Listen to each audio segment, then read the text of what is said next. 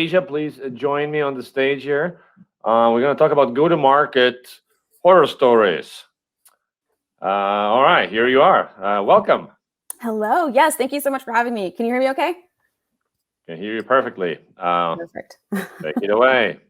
Awesome. Okay, so I am just going to, let's see, share my screen. Oh, there it is. We got it up. All right. Hello, everyone. Thank you so much for having me today. I am super pumped to go through the 7 to 6 horrors of go-to-market strategy. It's the 7 to 6 because if we have enough time to get to the 7th one, awesome. But we do have quite a lot of content to cover today. So we're going to do our absolute best to pace through this, add a decent clip. I'm super pumped to jump in. You guys didn't know that you were getting the Lovecraftian horrors of go-to-market today, but here I am bringing you all of that go-to-market horror realness. Okay, so what you need to know about me. I've been defining go-to-market strategies for quite some time for SaaS companies all around the world, various sizes, models, targeting enterprise, SMBs, B2B, B2C, doesn't really matter. But have been working with dozens of companies for the last 3 years on behalf of DemandMaven. And what I can very confidently say is that there are a few things that can absolutely sabotage what seems to be, at least on its face, a great go-to-market strategy. These are what we would call the go-to-market horrors. There's a couple of ground rules that I just want to make sure that we set before we jump into this material. The first rule is that this is by no means an exhaustive list of all of the potential things that could sabotage a go-to-market strategy. However, they are very common, and hands down, some of the things that whenever we're doing our go-to-market strategy work, we're making sure that we are both making the team aware of what is actually happening. And if we spot any of these things, we can ultimately mitigate them. And the second thing to note is that these are not here to make us feel bad. It is really, really, really important that if we experience any cringe whenever we see these, that we don't internalize them in any kind of negative way, more so to just simply be aware of them so we can then overcome them. So this list is not to make anyone in particular feel bad. So that is definitely not the intent. If you have these, do not feel bad, simply be aware, and now we can work to overcome them. Last thing I'll just make sure to note is we are going to get the actual, like, what is the horror? I'm going to give you a few examples of where this pops up and also what it sounds like. So that way, when you hear it and you experience that cringe and it feels yuck, we're then, of course, going to talk about, okay, how do we overcome this? How do we combat these particular go-to-market horrors? Okay, let's just jump right into the very first one. The first one is called the distorted. And the distorted likes to pop up in a few places. It is really common in meetings. It's really common when it comes to defining strategy. But it ends up being a scenario where you encounter these, what essentially are cognitive distortions. And the hands down top 2 most common cognitive distortions in go-to-market strategy and also in SaaS companies are this concept of it's either all or it's nothing. It's either black or white and nothing else, or there is only one solution, just the one silver bullet. And what ends up happening is whenever you encounter this all or nothing way of thinking, it actually limits your purview into being able to solve the problem at hand and then also, of course, critically think. This is one that we hear a lot. This absolutely has to work or else. It has to be all this or nothing at all. There is no other solutions possible. Whenever it comes to defining acquisition, there's only one perfect channel and we need to find it. Again, we come into that one scenario. It's the absolute best. It is the only thing. There is no other thing. It's just the one. It's that all or nothing way of thinking. And then here's another one that I hear quite a lot, especially from early stage companies. Now, granted, a lot of this is grounded in some very real pressures of, yes, like we do actually need to find acquisition channels that will help us grow. But sometimes we take it a step further into, well, we need the one thing that's going to make us grow. It's got to be the one thing. This brings us again to that silver bullet thinking or that black and white thinking. And as I mentioned before, what it does is it actually limits our ability to really see that there's actually many different opportunities. And also it blinds us from actually being able to critically think about what truly is going to be the different paths or options that we could take. And then how do we best identify which ones we do embark on. When you end up in this all or nothing or silver bullet thinking, it can definitely impact the way that you define strategy. So here's what we do if the distorted happens. The easiest thing to do is to actually just call it out as it is. Is this silver bullet thinking? Is this all or nothing thinking? Are we trying to put too much pressure into finding just the one thing or the one tactic or the one project or the one idea? Or actually, is the truth and the reality that there are actually many different opportunities, and we can probably narrow it down to a few different options and paths that we can take, both to mitigate risk and then also to give us other ways to win. So you isolate that silver bullet thinking. We then unpack where that belief comes from. You also didn't know that we were going to do some therapy today, but here we are also doing therapy. So where does that belief actually come from? Where did you learn to only depend on the one thing? Where did that come from? And then finally, we're going to repeat to ourselves. And yes, I actually do repeat this to myself all the time because even I can fall susceptible to some of these things. But the truth about it is that there's actually many different ways to win, which is probably kind of like there's not only one way to win. No, there's actually many different ways to win. And all of my work on business strategy, SaaS, go-to-market strategy, growth strategy, what we typically find is that there's actually quite a few different paths that we get to take. And the key here is that we trust our team and our process to identify and narrow it down to the 2 to 3 options that we actually have. And it puts far less pressure on finding just the one thing. But the truth about growth, about go-to-market, there's actually many different opportunities here. And just know that go-to-market is, of course, an iterative, ongoing process. Many people think that you define go-to-market once and then you're done forever. But the truth is that you're actually consistently updating it over time. You get new information, new insights. You enter into new markets. You also focus on operationalizing and optimizing existing ones. So go-to-market is going to change over time. That's how we overcome the distorted way of thinking. Okay, the indebted. All right, so if you guys are familiar with any kind of technical debt, then this is going to be very near and dear to some of your technical hearts. I know that we have a lot of marketers in here, however, so this is also probably, you might feel this a little bit. The indebted happens whenever we've got some kind of debt that we need to pay when it comes to knowledge, analytics, or the technical or engineering side of this. Really common phrases that signal the indebted, this particular horror in your organization, are phrases like, we actually can't really measure their performance of our funnel. And as we all know, as marketers, as strategists, as founders, as product owners, whenever we're not able to answer questions with information or data, we end up kind of just going off of our best guesses, our best hunches, or not really making very intentional decisions at the end of the day. And then, of course, we end up in the cone of confusion, like my man down here is showing us. Sometimes we'll hear things like, we're still manually calculating that free trial to paid conversion rate, or we're still manually calculating really anything in the business. Believe it or not, there are some organizations that get to 50K in MRR, a million plus even, and sometimes they're still manually calculating how anything performs in the organization. And again, we've got a little bit of a debt to pay. If we're only measuring lagging indicators anyway, and it actually takes us quite a lot of time to do that, and it's not data that we just have on hand, then it gets really difficult actually to make really good decisions about go-to-market strategy, or really pretty much anything strategic based off of what that analytics debt or technical debt even exists in the company. And then finally, this is the kicker for me, especially whenever it comes to the indebted. But sometimes we'll hear things like, we don't even really know what's broken, to be honest. Like, if there's something broken from a funnel perspective, we would have no idea. And that's kind of, again, one of those scenarios where we literally have to wait for the meteor to hit us before we know that something is wrong. A very dangerous place to be. If you're experiencing the cringe, let's lean into it, because it probably means that, well, one, we understand the concept, but then also because maybe there's a little bit of that inside of our organizations. That's okay. We can talk about how to overcome it. Okay, so what to do if you've got a little bit of analytics debt or technical debt somewhere in the organization and you want to overcome this particular horror. You've got to identify where that analytics or knowledge debt actually is occurring in the organization. And then you can actually use a framework to decide if that makes sense to pay off right now, or if there's actually, if we're going to assume the risk of not addressing it right now. It's absolutely possible to assume the risk of not solving it. I recommend, however, let's just pay it off. Let's not live in darkness if we possibly can.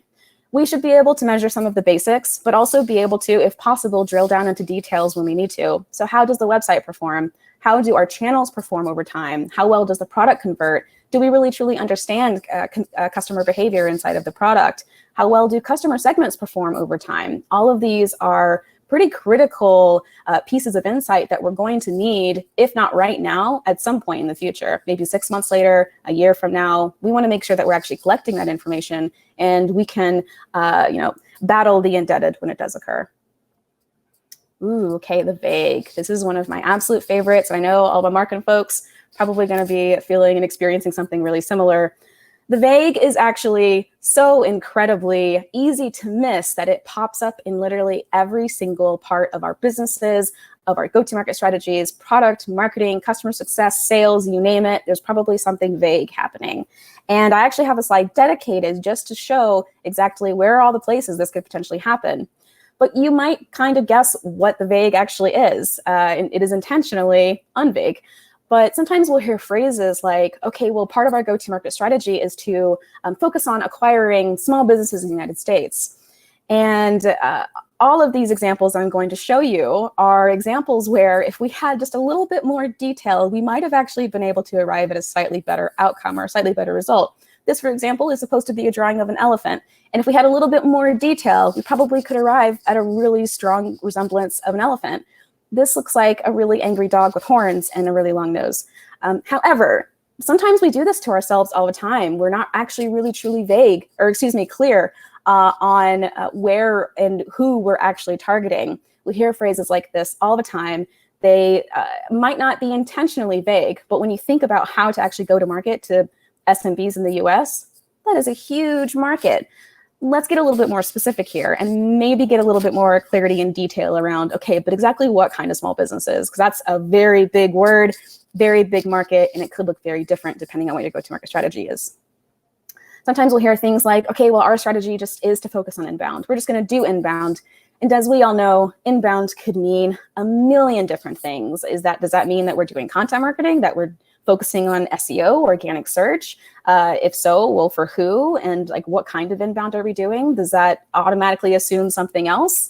Again, we need a little bit more detail. We need a little bit more specifics and clarity around what that particular strategy means and what we think it means and what that means to us. And then, of course, how we translate that into action items. This one to me is another, it's a kicker as well, but every now and again, sometimes you come across a strategic challenge where something is actually really vague and you're not really sure. This is a huge one, but sometimes we end up in scenarios go-to-market wise where we're not even really sure why customers choose our product over others or why they should. And this speaks to maybe we're not clear internally and also externally about what our value of the product is, and then also what are the competitive differentiators? Why should customers choose our product over others? That's something that we need to know. And again, this is how you get this absolutely horrifying, very deeply unsatisfying taxidermy of a fox. But this is the kind of thing that happens all the time. And again, we're not here to be ashamed. This taxidermy fox is unironically living its best life. But we could certainly do a couple of things to just improve this and to make this a little bit better. So where does this occur? Pretty much exactly where you would expect it to occur, which is pretty much everywhere. Defining any kind of strategy, marketing, go-to-market, sales, product, you name it, the vague can seep in through the floorboards and haunt us wherever it is that we are. Sometimes it happens when you're managing, when you're leading a team, aligning them around strategic priorities. It can also happen inside of user stories or product road mapping, which is kind of interesting because if you think about a user story, on the one hand, you don't want to be too specific as to micromanage, but at the same exact time, there has to be a certain level of clarity that arrives and drives at a really specific product value. And you can rinse, wash, and repeat this across anywhere where that is customer facing or even internal. Value propositions, website copy, messaging, positioning. Is there vagueness? Are we sure that we're being specific and clear enough that directly communicates what we want to communicate? And as you can expect, like I said, this can pop up pretty much anywhere. The vague is very special in that it truly can pervade in some of the areas that we would like it to not be. But it's usually a symptom of either lacking clarity or lacking information, or you actually know what it is and it just needs to be better translated into something that is a little bit more clear and also validated by some kind of insight. In order to overcome the vague, there's actually a really clear and easy way to do this. Good news. When it comes to go-to-market, we just need to make sure that we are isolating any vagueness around the customer segment, around the value that we're providing to that particular market, around competitive differentiators, and then finally, strategic priorities internally of the team. Especially if you're a marketing leader, are we executing against the absolute best strategic priorities and doing the projects that align with those priorities, or are we actually getting really distracted by a lot of urgent stuff that's not truly important?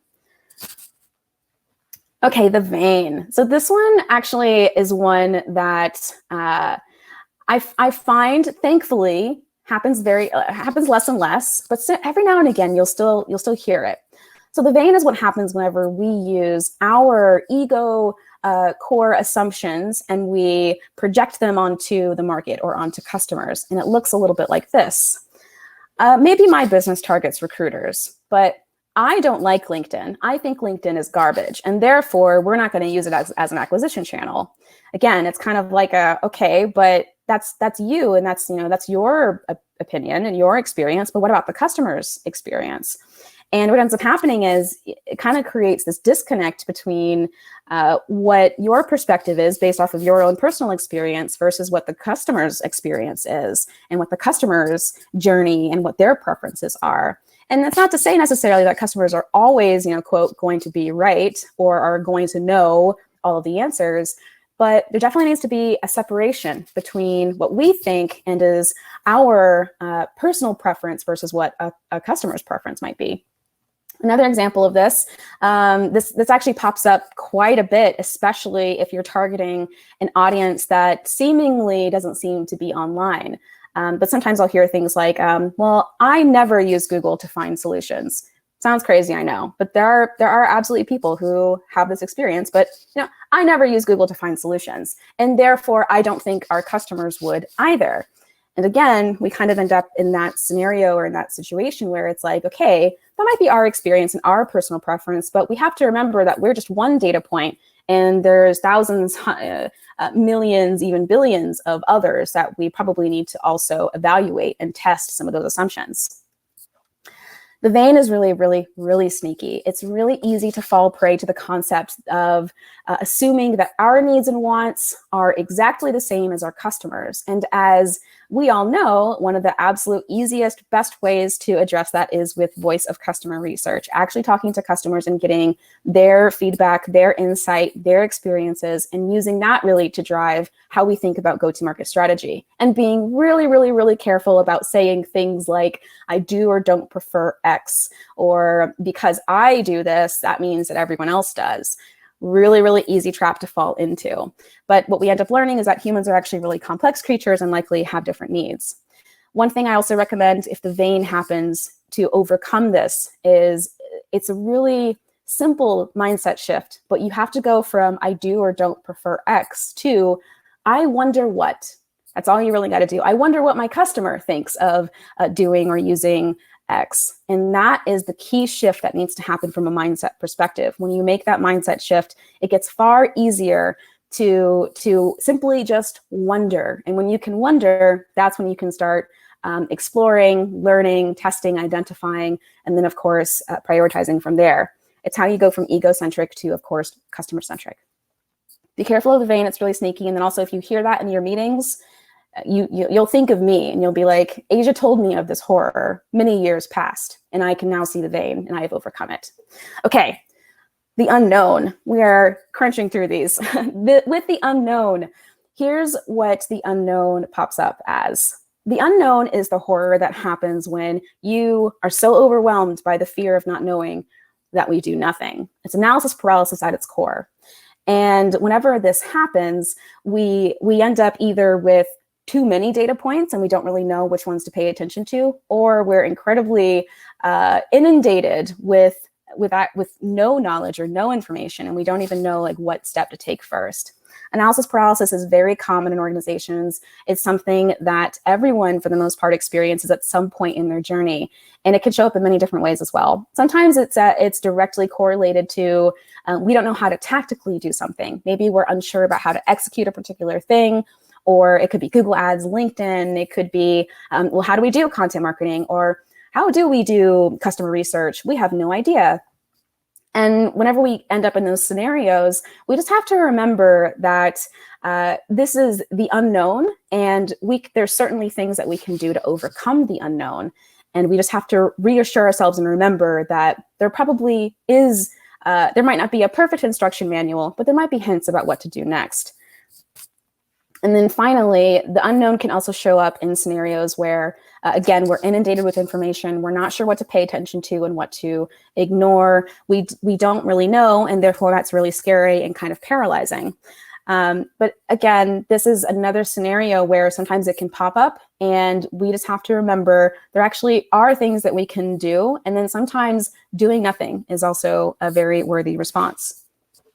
So here's what to do if the unknown happens. We kind of talked about it already just a little bit, but the really cool part about the unknown is that, I mean, of course, we are all very wonderful, unique, special people. But the cool part about business problems and challenges is that someone might have actually experienced it before you. So in a way, our problems kind of aren't special.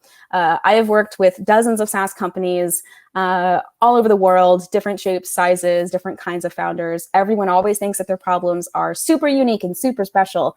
But the truth is that, no, this is actually pretty common, and there's ways that we can overcome it.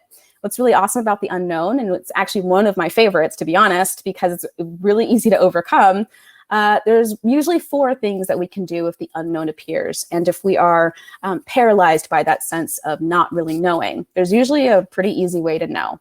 There's probably a framework, a tool, a guide to help us know. There could also be people or a person. Maybe this is hiring someone, a consultant, an advisor, a coach. There's probably someone who's experienced this. This kind of knowledge comes in the form of books as well. There's all kinds of different ways that we can learn and that we can ultimately know, or at least get pretty close to it. Sometimes we overcome the unknown by simply doing stuff. So we run an experiment. We do a particular project in order for us to get that data. And then finally, sometimes the unknown is best overcome simply by time, which is a really unsatisfying answer because it basically just says like, oh, okay, well, we just got to wait it out. But in truth, sometimes the unknown is directly impacted by simply having more time, more data points, and more things to analyze and to look at. And the only way to do that is to be patient or figure out how you can get those data points. You can choose one or more of these. There's no one particular way to overcome the unknown.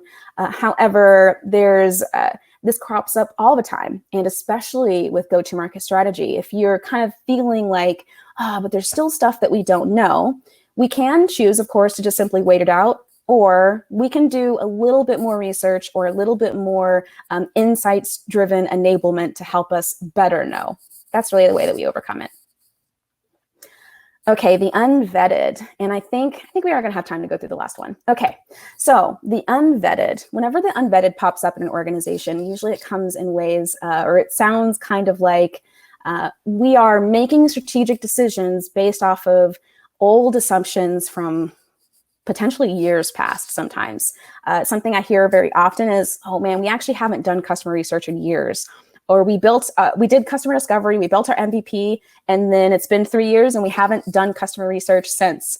And this is another scenario where there's something strategically that we're kind of basing our decisions on, but it hasn't really truly been vetted, at least not in a structured way. Maybe we're doing a little bit here, we're doing a little bit there, but nothing to actually directly test our core assumption about whatever it is that we're going from a strategic perspective. This is kind of like having a broken compass, except you might not even be sure if it's broken. It's very possible that you're still very much in alignment.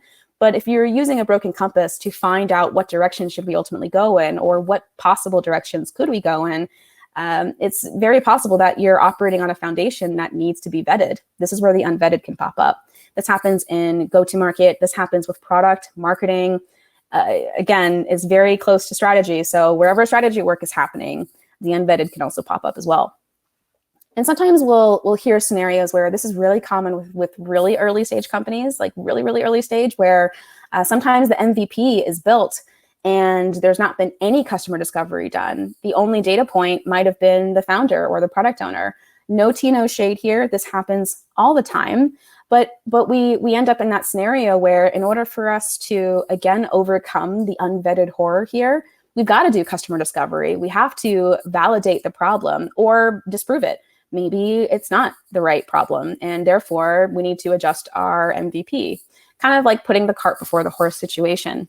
If you're feeling the cringe, especially here, of even thinking about building an MVP without doing any customer discovery, I feel you. It happens. Nothing to be ashamed about. Basically, it just means that if we are experiencing this particular horror, we've got to overcome it, and we do it by doing addressing whatever that particular thing is and going back and doing some of that groundwork.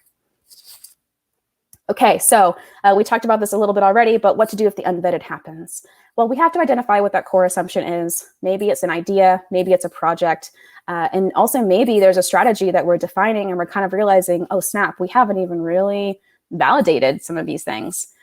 What we do in this scenario, these are really big strategic questions to ask ourselves if we're kind of feeling like we're in this situation.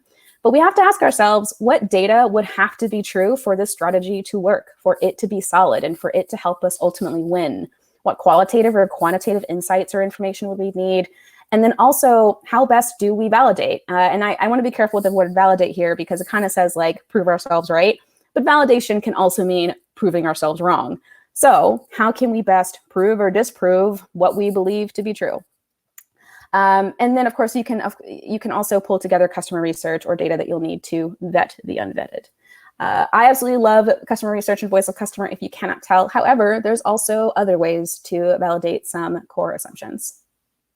And then bonus, the undone, because I think that we have exactly 2 minutes left.